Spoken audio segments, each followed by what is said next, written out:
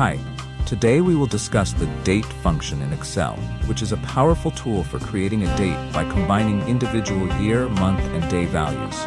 Instead of manually typing dates, this function allows you to generate a valid Excel date from separate cells that store these components. It's especially useful when working with large datasets where dates are split into multiple columns.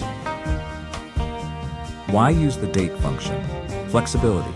You can dynamically calculate dates by using references to cells. Error prevention. By using the date function, Excel automatically handles invalid date inputs, such as exceeding the number of days in a month. Data management. It is especially useful when data is imported or separated into different columns, that is, year, month, date. Let's work with a table that has 4 columns: day, month, year, and result date. In the result date column, we'll use the date function to combine the day, month, and year into a complete date. Let's start with a simple example.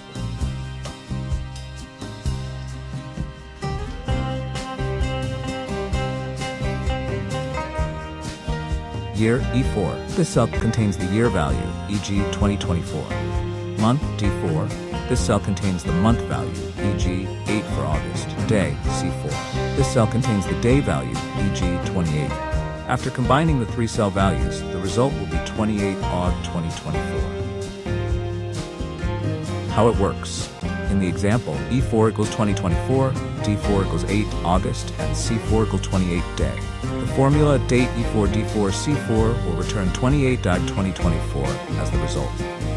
This function is particularly useful when you have year, month, and day stored separately and want to combine them into a valid Excel date. Thanks for watching. In the next tutorial, we'll dive into the datasets function. Don't forget to subscribe to the channel for more updates and tutorials.